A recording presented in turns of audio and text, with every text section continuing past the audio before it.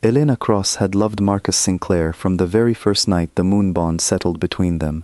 She still remembered the warmth that had spread through her chest when their eyes met at the pack gathering, the way her wolf had howled with joy at finally finding her fated mate.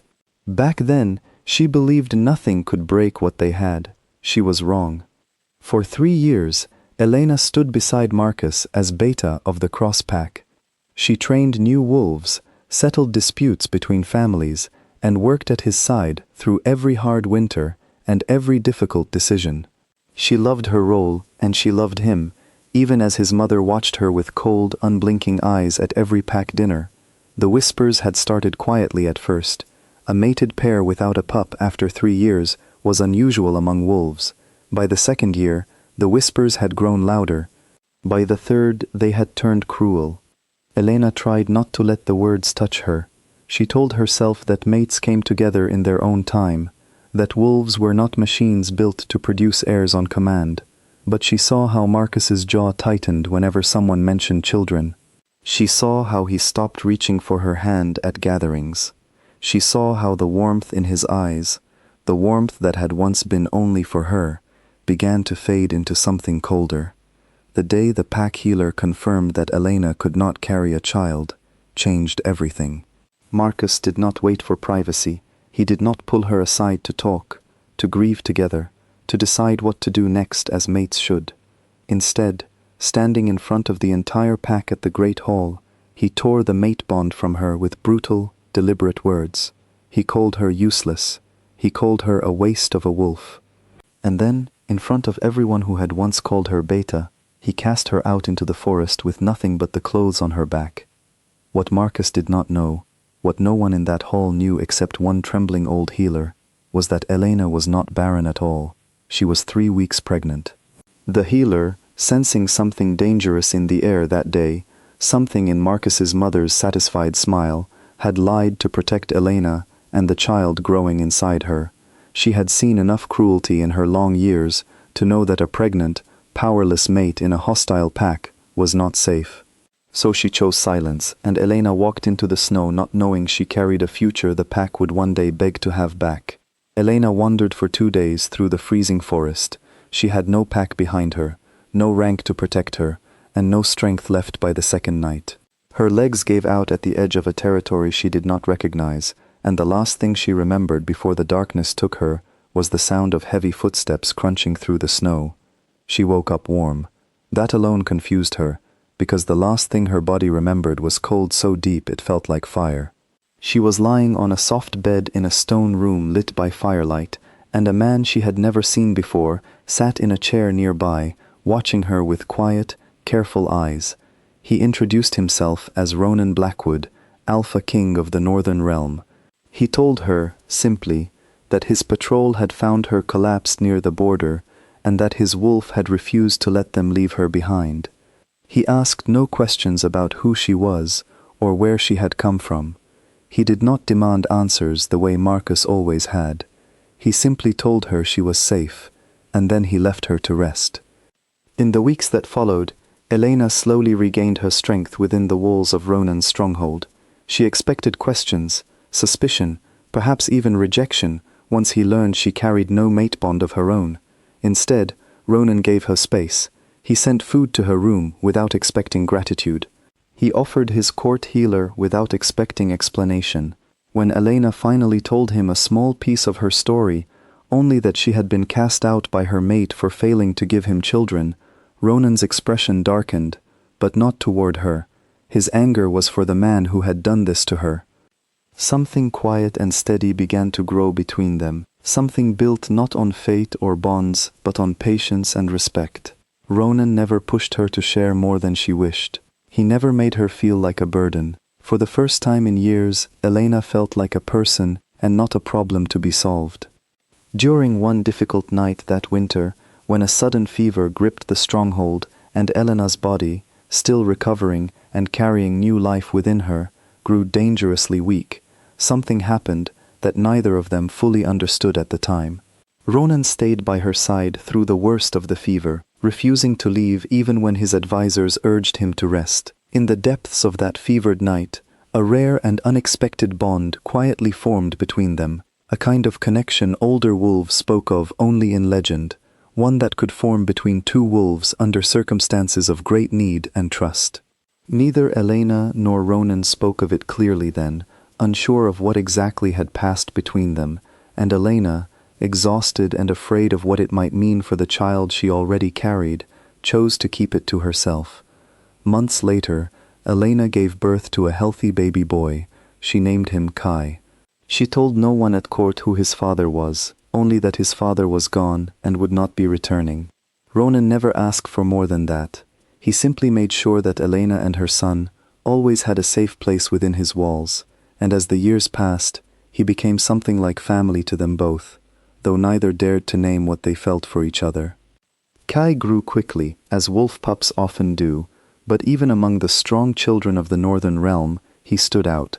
By the time he was 5 years old, his eyes held a striking golden color that seemed to catch the light in unusual ways, and his wolf, still small, already showed a strength and control far beyond his age. The court healers often commented on how remarkable the boy was, and Elena always changed the subject quickly, her heart pounding every time someone looked too closely at her son. She had spent 5 years building a quiet life. She trained pack warriors under Ronan's command. She watched Kai grow into a clever, kind-hearted boy who loved climbing the stronghold walls and asking endless questions about the stars, and she allowed herself, slowly, to feel something like peace. She told herself the past was behind her, that Marcus and the Cross Pack were a closed chapter she would never have to open again. Some evenings, after Kai had fallen asleep, Elena would sit with Ronan by the fire in the great hall, sharing quiet conversation long after the rest of the court had gone to bed. They spoke of small things mostly, of the harvest, of the training of new warriors, of stories from Ronan's own childhood, in a kingdom far to the north. Elena found herself laughing more freely with him than she ever had with Marcus, and she often caught herself wondering what her life might have looked like if she had met Ronan first, before fate had tied her to a man who never truly saw her. Ronan, for his part, never pressed her about the child's father, though the question lived quietly behind his eyes whenever he watched Kai run across the courtyard. He told himself it did not matter. He had grown fond of the boy regardless of his bloodline, teaching him how to hold a small wooden sword properly and letting him ride on his shoulders during festival nights. To the court, it slowly began to look as though the king had already chosen his family in all but name, though no formal words had ever passed between him and Elena about the future. Kai, unaware of the quiet complexity surrounding his existence, simply loved his life. He loved the stronghold's tall towers, the warriors who let him watch their training sessions, and most of all, he loved the king, who always seemed to have time for his endless questions. He often asked Elena why he did not have a father like the other children in the village below, and Elena always answered gently that some fathers were simply not meant to stay, careful never to let bitterness creep into her voice, not wanting to burden her son with a pain that was never his to carry. She was wrong about that too. The trouble began the day a messenger arrived, announcing that Marcus Sinclair, now Alpha of the Cross Pack after his father's passing, was requesting an audience with King Ronan. A rival pack had grown aggressive along the southern borders, and Marcus needed allies. Elena's stomach turned to ice when she heard the name, but she told herself Marcus would not recognize Kai. 5 years had passed. She had changed her appearance and her name within the court records. Surely there was nothing left to fear. She kept Kai away from the main hall on the day Marcus arrived, but a curious 5-year-old boy was not easily contained. While the adults gathered inside for negotiations, Kai slipped out to the courtyard to play, chasing a wooden ball across the stones, just as Marcus stepped out for air between meetings. The moment Marcus's eyes landed on the boy, his face went pale as snow. He knew that face. He knew those golden eyes, so similar to his own mother's side of the family, and something in his wolf recognized the child on some deep, undeniable level. He crossed the courtyard in a few long strides and knelt in front of Kai, his voice shaking as he asked the boy his name. Elena arrived just in time to see Marcus reaching for her son's shoulder. She rushed forward, pulling Kai gently behind her, her heart pounding with a fear she had not felt in 5 years. Marcus rose to his feet slowly, his eyes never leaving hers. "He is mine," Marcus said quietly. "I can see it." "Elena, is he mine?" Before Elena could answer, Ronan appeared in the courtyard entrance, alerted by the sudden tension in the air. His eyes moved from Marcus to Elena to the boy standing between them, and something shifted in his expression as he looked closely at Kai for what felt like the first time in years. The boy's eyes were not only golden like Marcus's family line, there was something else there too, something achingly familiar, something Ronan recognized every time he looked in a mirror. The truth unraveled quickly after that. Ronan called for the court healer immediately, and under careful examination, it became clear that Kai's bloodline carried marks of 2 lines, not 1. Marcus's blood had given the boy his eyes and his early strength, but it was the rare bond formed during that fevered winter night that had given Kai something far more powerful, a second bloodline awakened through the ancient connection between Elena and Ronan. Marcus's shock quickly turned to anger. He declared that Kai was his son, born of his mate, and demanded the boy be returned to the cross pack under pack law. Ronan stepped forward, his voice steady but firm, reminding Marcus that a mate cast out during pregnancy forfeited all claims under the very laws Marcus wished to invoke. The hall fell silent as the weight of that truth settled over everyone present.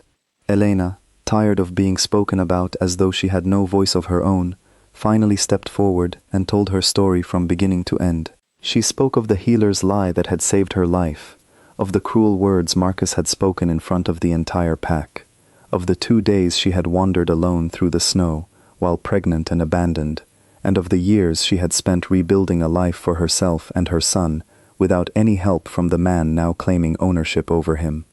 The old healer, now elderly but still sharp of mind, arrived days later at Ronan's request, and confirmed every detail of Elena's story before the assembled elders of both packs. She spoke of the fear in Elena's eyes on the day the pack demanded an answer, of the choice she made, in a single desperate heartbeat, to protect a mother and child from a household that had already shown its cruelty. She admitted the lie had weighed on her conscience for years, but she had never once regretted it. Written records of Marcus's cruelty that day, kept quietly by witnesses who had been too afraid to speak up at the time, were finally brought forward. One by one, older pack members who had stood silently in that hall 5 years earlier stepped forward to confirm what they had seen and heard, their voices heavy with shame for not having spoken sooner. Faced with undeniable proof, Marcus's claim collapsed completely. His own advisors, who had followed him loyally for years, turned their eyes away from him in the hall, unwilling to defend a man who had cast out a pregnant mate into the winter cold. The elders of his own pack, disgusted by what he had done, stripped him of his title and exiled him from all allied territories, a punishment that would follow him for the rest of his life. Marcus left the stronghold that day without another word, his shoulders bent under the weight of a truth he could no longer outrun. With the matter settled, and Kai safe under his mother's care, Ronan found himself finally free to speak the truth he had carried quietly for 5 years. That evening, in front of his full court, he knelt before Elena and Kai and asked her to become his true queen, not because fate or bonds demanded it, but because she and her son had already become the family his kingdom had been missing for so long. Elena, her eyes filled with tears she no longer needed to hide, said yes without hesitation. Kai, grinning from ear to ear, declared loudly that he had always wanted a real father, earning warm laughter from the entire hall. The Northern Realm celebrated its new queen and her young heir that same season. The woman once discarded and called barren by a mate who never deserved her became the mother of a line that would rule the realm with wisdom and strength for generations to come, remembered not for the cruelty she survived, but for the quiet courage that carried her through it.